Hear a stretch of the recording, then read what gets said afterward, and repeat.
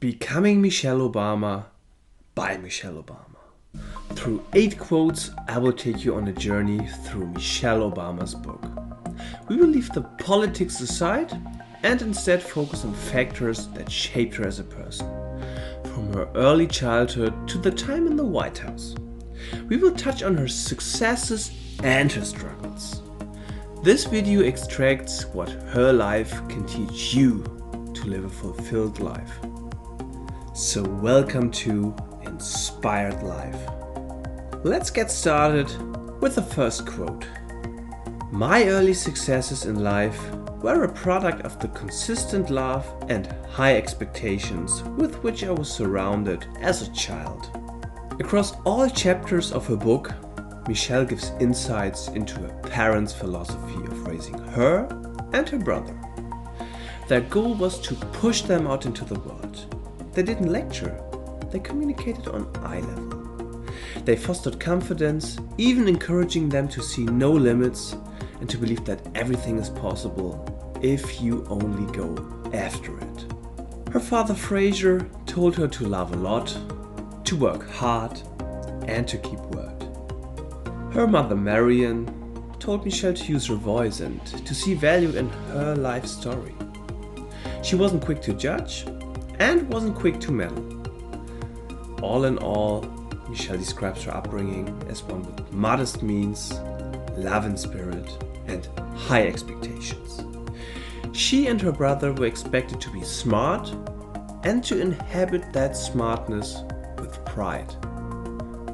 So deep and consistent love paired with high expectations form a strong foundation for a happy and successful life.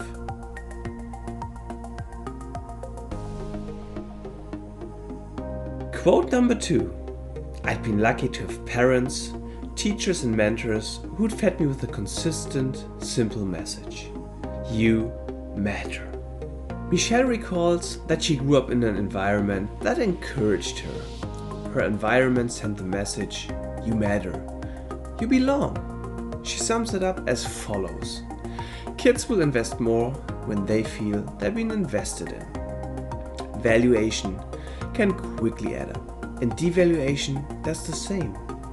Devaluation amplifies people's deficits. Valuation supports success. Showing genuine interest in young people really matters. As a kid, you might not be able to express it adequately, but you feel when your back is getting strengthened. So showing children your regard is powerful. It helps them to grow and to find their own cause in life. And honestly, isn't it pure satisfaction to see young people around flourish?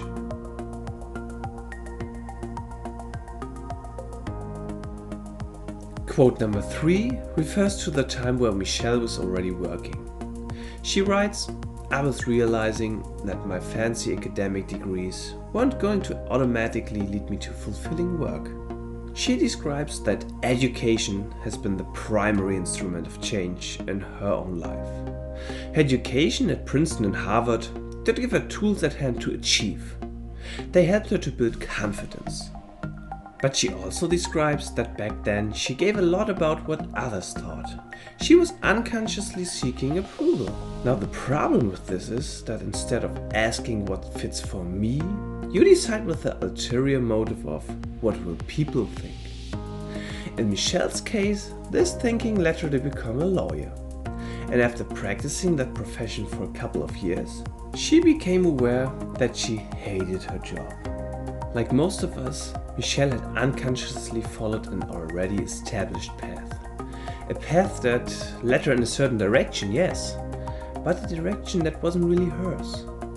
In fact, Barack's voice was the only one telling her to erase all worries and to go for what she loved, what she thought would make her happy, and finally she followed his advice.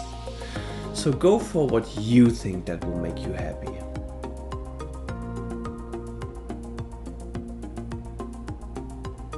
Quote number 4. Failure is a feeling long before it becomes an actual result. Through education, Michelle became highly skilled. She describes how she could argue a point down to its theoretical essence and that she never rolled over in conflicts. But she also describes the self-doubts that have accompanied her since childhood. The voice inside her raising the question, am I enough?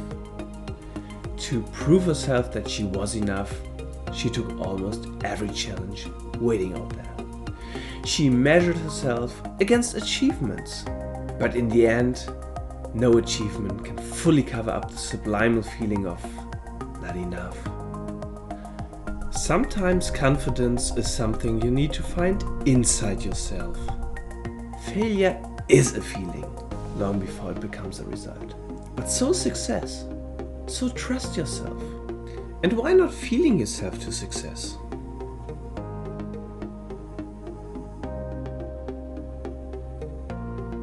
Quote number 5. If you don't get out there and define yourself, you will be quickly and inaccurately be defined by others. We all put stereotypes on others, and simplifications aren't per se bad. They helped us to recognize the lion as a lion in the fraction of a second, for example. In today's life, however, they lead to putting people into a drawer, making it incredibly hard for someone labeled in a certain way to get recognized as who he or she really is. Michelle, for example, describes that being poor, female and of color comes with some kind of invisibility. So define yourself. Work out what you stand for, and be also very clear about what you're not standing for. And when others put a wrong label on you, use your voice to push back against the stereotypes.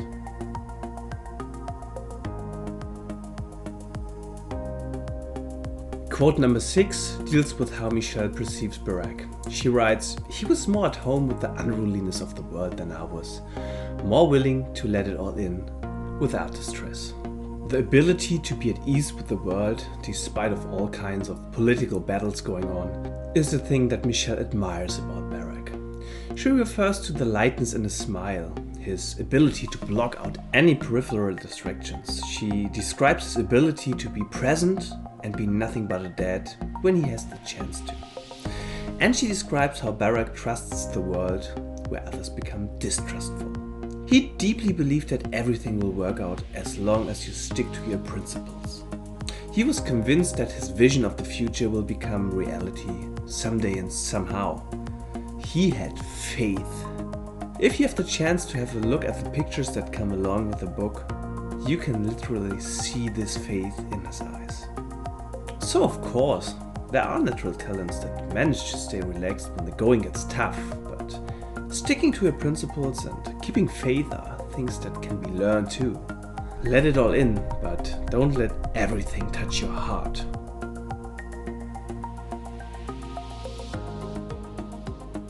Quote number 7.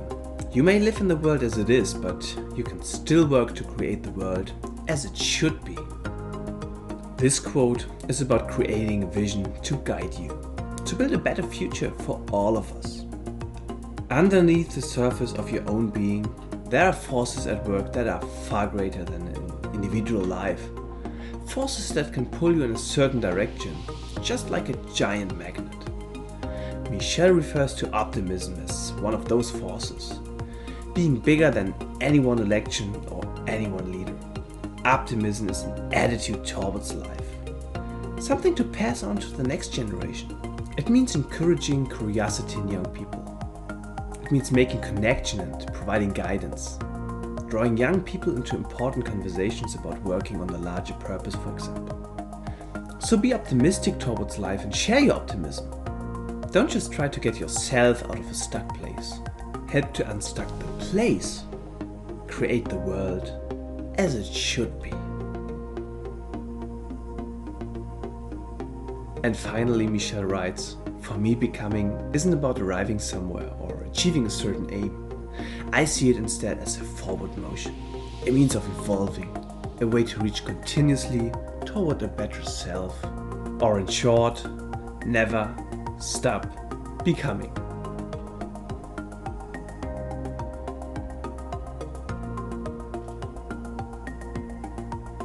If this video has inspired you, please hit the like button. And if you're new here, subscribe for more videos about leading a fulfilled life.